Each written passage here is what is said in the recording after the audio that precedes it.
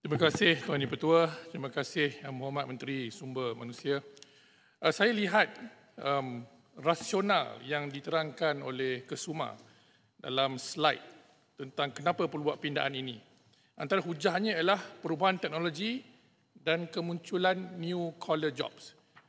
Bagus satu kesedaran untuk kita menambah baik sistem TVET kita, tapi saya nampak saya boleh bersetuju dalam beberapa perkara, tapi saya fikir ada banyak lagi perkara asas yang lebih mendalam Kesuma tidak sentuh. It's not really a reform that I'm looking into.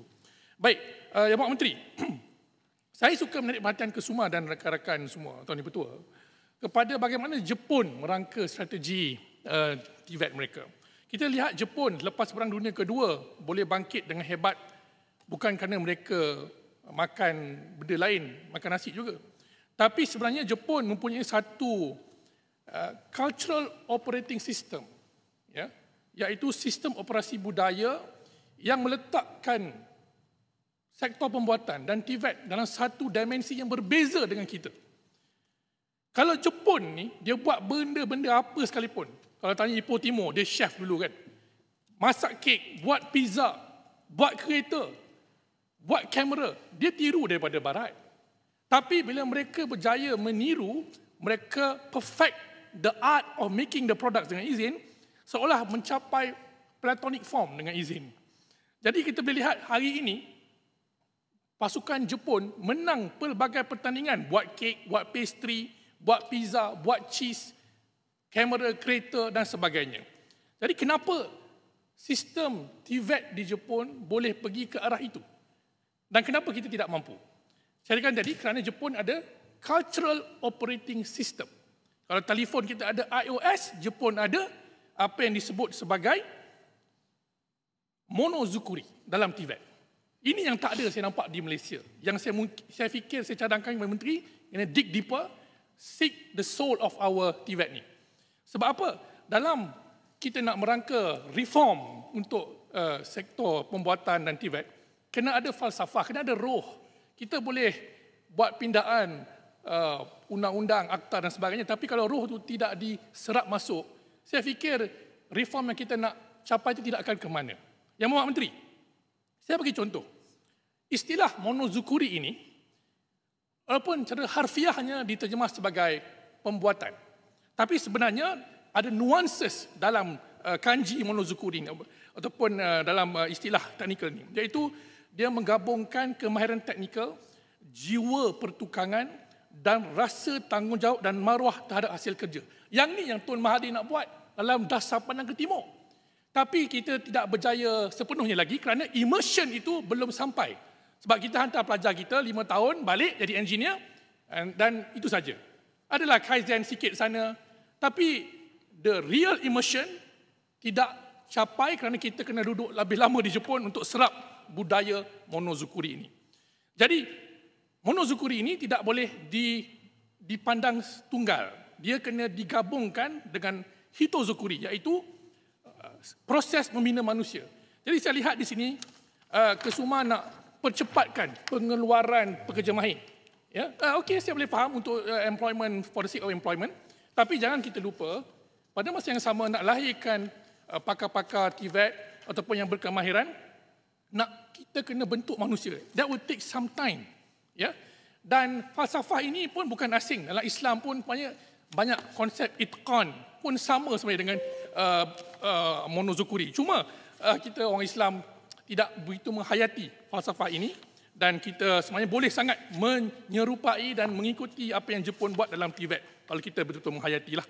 Baik, apa yang saya maksudkan di sini ialah di Jepun dalam sektor TVET dia, why they produce dia punya Zaibatsu dan sebagainya, Toyota boleh hasilkan pelbagai produk, Nintendo, Sony, kerana dia ada konsep ataupun watak dalam TVET punya industri itu seperti shokunin, tukang yang menumpukan hidupnya pada satu kemahiran, dan takumi, tahap tertinggi seorang tukang mahir yang mendedikasikan puluhan ribu jam untuk mengasah satu skill.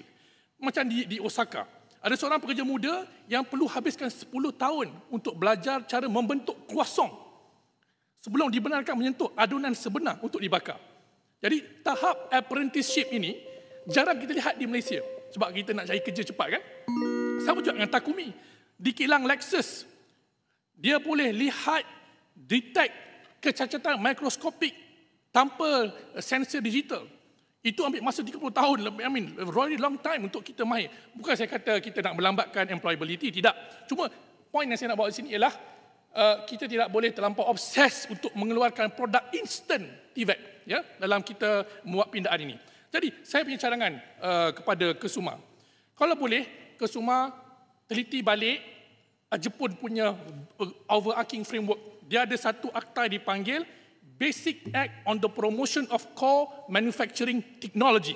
Akta Asas Penggalakan Teknologi Pembuatan Teras yang digubal pada tahun 1999. Dalam akta ini, dia really institutionalize monozukuri. Dan setiap tahun dia akan keluarkan white paper untuk menyemak bagaimana hubungan industri dan kosen technical colleges mereka untuk menjadikan benar-benar budaya TVET ini budaya yang high excellence, yang berkualiti tinggi, bukan untuk sekadar melahirkan pekerja, tapi juga mengangkat produk-produk Jepun ke tahap yang terbaik dalam semua sektor dan bidang. Jadi ini saya nampak kurang dalam roh dasar dan kerangka TVET kita. Jadi saya nampak kalau Kesuma boleh sponsor a new bill seperti Akta Asas Monozukuri yang ada di Jepun ni, saya yakin pindaan-pindaan ini juga akan membantu. Dan saya lihat kita ada banyak MITI pun macam-macam dasar dah dikeluarkan. Ya, New Industrial Master Plan. Tapi kalau tidak, saya kata tadi, tidak ada satu akta yang menggabung jalinkan kesepaduan monozukuri Malaysia dengan apa yang dihasat diceritakan oleh Kesuma, saya rasa benda ini tidak akan menghasilkan graduat ataupun para pekerja mahir kita yang benar-benar kita mahu capai untuk menyelesaikan cabaran new collar jobs ini. Jadi saya nampak Jepun melalui Look East Policy yang kita telah buat sama hari ini menyediakan satu template jalan panduan yang jelas. Sebab itu saya minta Kesuma Yang Berhormat Menteri dalam kabinet nanti tolong bagi tahu kepada Yang Berhormat Tambun, kepada Yang Berhormat Bagan Datuk, jangan tukar dasar pandang ke timur. Retain it as such, upgrade it. Sebab apa? Sebab semua dah cantik. Kita hanya perlu tambah baik. Ya? Sebab saya fikir banyak kita boleh belajar daripada Jepun. Dan saya yakin Yang Berhormat Menteri pun berminat dengan apa yang saya katakan tadi ini. Dan saya bersedia membantu. Dalam hal ini kita bersama. Tak ada isu-isu politik. Ya? Tak ada sabotaj ke apa. Kita nak lihat genuine concern anak muda kita benar-benar menjadi hitozukuri. Daripada monozukuri, kemahiran yang bagus, yang itqan, yang ada ihsan dalam membuat kek, dalam membuat kereta, dalam membuat apa saja perkara yang dibuat dalam di Malaysia ini, mampu menghasilkan budaya dan produk yang dibanggakan oleh rakyat Malaysia dan dunia. Jadi, saya yakin Kesuma adalah kementerian yang terbaik sebab kalau MITI dia sibuk dengan pelaburan. Kesuma dia sibuk dengan manusia. Habis landing. Terima kasih. Jadi saya mohon Yang Berhormat Menteri, time is too short. You can call me anytime. I'm willing to exchange more with you on this matter. Terima kasih. Salam maju jaya TVET untuk negara. Terima kasih Yang Berhormat Macang. Berikutnya Yang Berhormat Arau. Assalamualaikum warahmatullahi wabarakatuh. Rakyat Malaysia, orang muda. Tuan Yang Di-Pertua merangkap pengurusi backbencher. Saya seperti kawan-kawan juga. Pada dasarnya, inilah masa rakyat Malaysia. Orang muda melihat satu budaya cemerlang. Benda telah pun diperkenalkan. Yang Berhormat Macang tadi sebut tentang nama perkataan Jepun tadi ya. Monozukuri. Saya nak sebut juga Gino Kente Kushi System. Model ringkas tetapi high intensity. Yang ini di Jepun. Ini yang latest. Kemudian di peringkat awal, penggalakan ke arah budaya cemerlang ataupun industri ini South Korea yang memperkenalkan semua unduk. Ya. Yang Amat boleh tempat tengok apa tu Google semua unduk. Jadi Gono Kente Kushi System semua unduk telah menjadikan dua-dua negara ini daripada negara yang terkebelakang sikit daripada Malaysia sekarang 100 batu ke hadapan. Tapi masa itu ada orang yang berpandangan jauh, namanya Tun Mahathir Mohamad, memperkenalkan Louis Policy, iaitu melihat bagaimana dua-dua negara ini menjadikan kemahiran itu sebagai budaya. Itu sebab daripada peringkat tadika lagi, mereka menjuruskan anak-anak ke arah pemikiran kemahiran. Sekarang ni rakyat Malaysia melalui kementerian ini, jadi Yang Mohd kementerian ini pun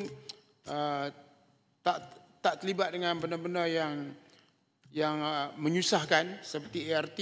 Jadi saya cadang inilah masanya untuk kita sama-sama berkempen menjadikan Malaysia sebagai negara mahir melalui pelbagai cadangan yang telah disebutkan.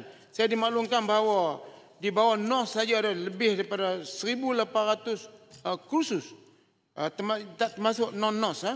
Jadi inilah masa supaya kita menggalakkan rakyat Malaysia, orang-orang muda tampil ke hadapan